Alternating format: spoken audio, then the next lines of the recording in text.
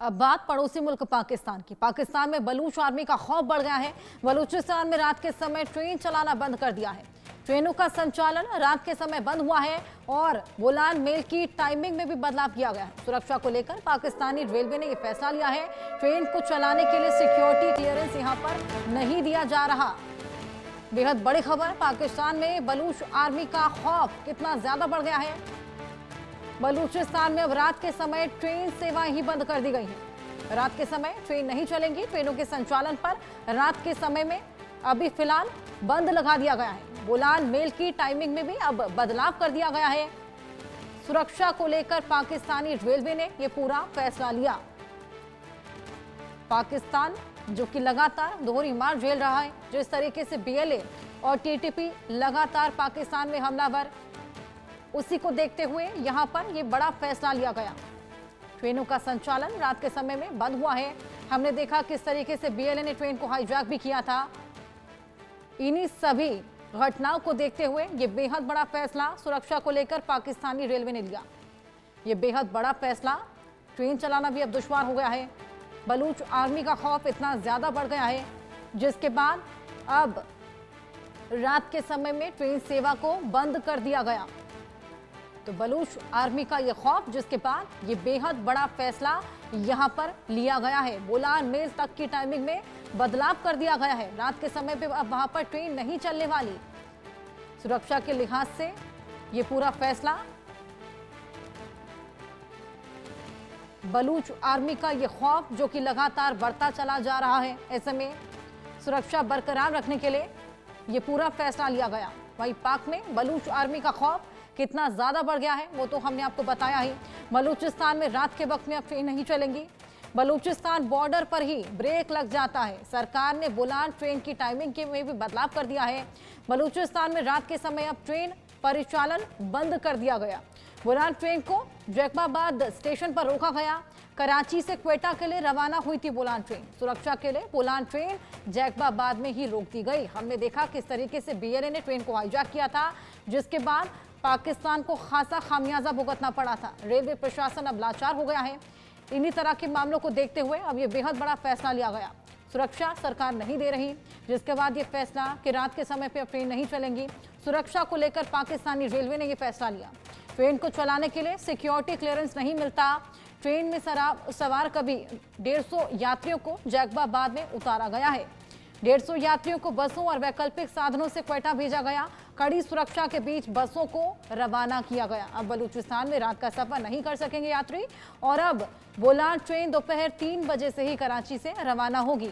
ऐसे में फिलहाल बोलान ट्रेन की टाइमिंग शाम को 7 बजे की थी, जिसमें बदलाव कर दिया गया। अब 3 बजे रवानगी हुआ करेगी। लगातार ये फैसला लिया गया है। जिस तरीके से हमले लगातार बढ़ते चले जा रहे हैं, ट्रेन हाईजैक की घटना भी हमने देखी, जिसके बाद ये बेहद बड़ा फैसला वहां पर लिया गया है। टाइमिंग्स में बदलाव और जिस तरीके से लगातार वहां पर इस तरीके की घटनाएं बढ़ रही हैं, आतंकवादी गतिविधियां बढ़ती चली जा रही हैं, उसी को देखकर ये फैसला वहां पर लिया गया है। वहीं हमने देखा ईरान में भी 8 नागरिकों की मौत हो गई थी, जिसके बाद अब पाकिस्तान भी भड़क उठा है।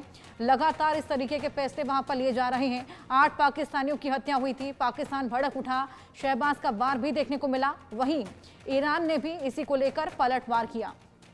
तो लगातार ये फैसले लिए गए हैं सुरक्षा के लिहाज से। 8 नागरिकों की मौत हुई थी ईरान में, लेकिन पाकिस्तान यहां पर लगातार दोहरी मार झेलता हुआ नजर आ रहा है। ये बेहद बड़ा फैसला। जेके बंसल डिफेंस एक्सपर्ट हमारे साथ जुड़ गए हैं, उनसे और बातचीत करेंगे। जेके बंसल जी, बहुत स्वागत है आपका। जिस तरीके से हम देख रहे हैं पाकिस्तान दोहरी मार झेल रहा है, एक तरफ से टीटीपी हमलावर है, दूसरी तरफ से बीएलए, और जिस तरीके से ट्रेन हाईजैकिंग वहां पर देखी गई थी, उससे इतने ज्यादा खौफ में है पाकिस्तान कि अब ट्रेन के टाइमिंग्स में बदलाव किए जा रहे हैं। साथ ही रात को अब वहां पर कोई भी ट्रेन नहीं चलने वाली है। वहीं पाकिस्तानी सरकार इसको लेकर कोई कदम नहीं उठा रही है, कोई एक्शन नहीं ले रही है। Good afternoon Harsha. देखिए, ये जो सब कुछ पाकिस्तान का करा धरा है। अभी जो है आपने कहा 2 लोग, दोनों टीटीपी भी है, बीएलए भी है, इसके साथ साथ में जो आईएसआई खुरासान और इन सबको सपोर्ट जो है तालिबान भी दे रहा है। तो ये सब कुछ सब लोग मिल गए हैं, क्योंकि ये सबके साथ अत्याचार कर रहे हैं। इन्होंने, पाकिस्तान ने सोचा है कि हम सबको फोर्स से दबा लेंगे खास करके जो बलूचिस्तान है उनके जो संसाधन है उनको इस्तेमाल करते रहते हैं। वहाँ पर कोई डेवलपमेंट नहीं है। उनकी जो एक जो बलोच है, महरम बलोच, उनको गिरफ्तार कर लिया गया है, जिसकी आवाज़ जो है कनाडा तक में है। तो अब इस बात का सॉल्यूशन सिर्फ जो यही हो सकता है कि जो कुछ ऑटोनॉमी दें बलूचिस्तान को, उनके यहाँ डेवलपमेंट किया जाए, संसाधनों का जो बलूचिस्तान के संसाधनों का दोहन ना किया जाए, क्योंकि बलूचिस्तान को या बलोच को बाई फोर्स नहीं सप्रेस कर सकते। ये तो जो है इंडिपेंडेंस से पहले जो ब्रिटिश सरकार ने भी जो कोशिश की थी कि बलोच को दमन किया जाए, लेकिन उनको दमन नहीं कर पाए।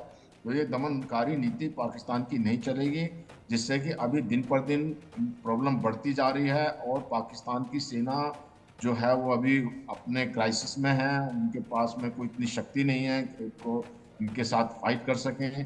तो इसका जो पॉलिटिकल सॉल्यूशन ही निकालना पड़ेगा।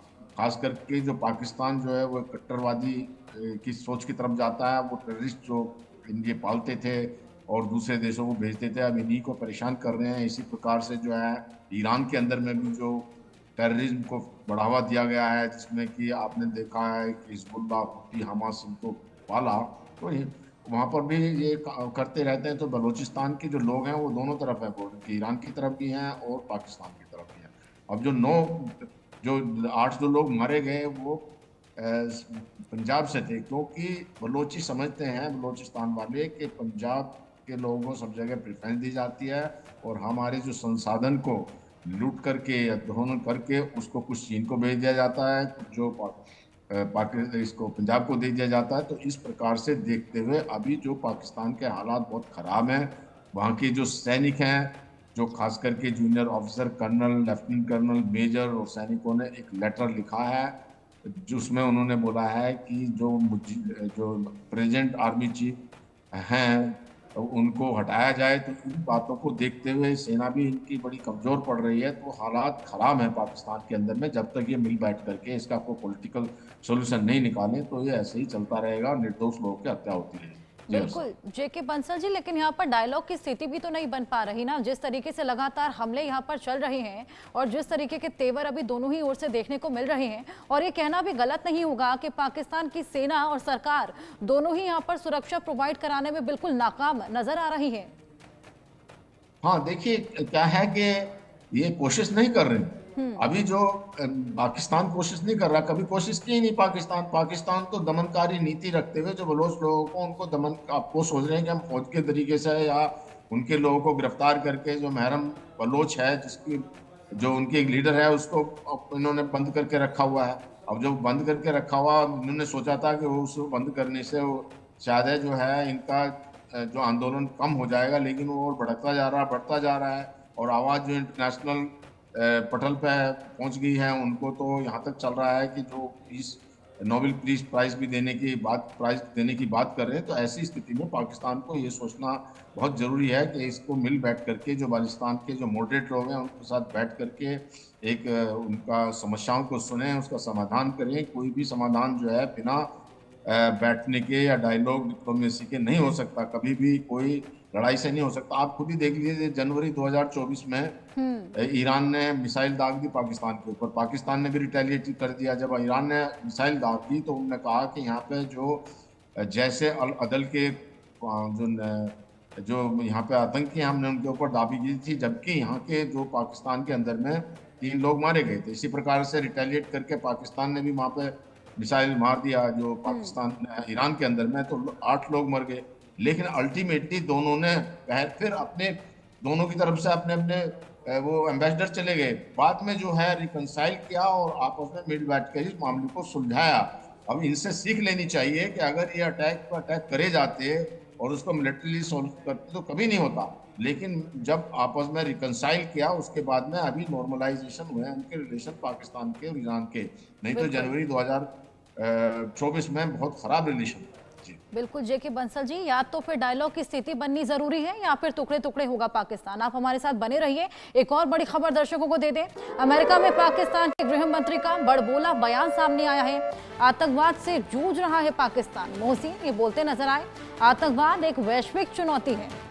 आतंकवाद के खिलाफ जंग में पाकिस्तान ने कुर्बानी दी है। अंतर्राष्ट्रीय समुदाय को पाकिस्तान का सहयोग करना चाहिए। आतंकवाद और दुनिया के बीच दीवार की तरह खड़ा है पाकिस्तान। तो आतंकवाद और दुनिया के बीच दीवार की तरह खड़ा पाकिस्तान, और यहां पर अंतर्राष्ट्रीय समुदाय से हस्तक्षेप की मांग, सहयोग की मांग की जा रही है। पाकिस्तान के गृह मंत्री का यह बड़बोला बयान सामने आया है।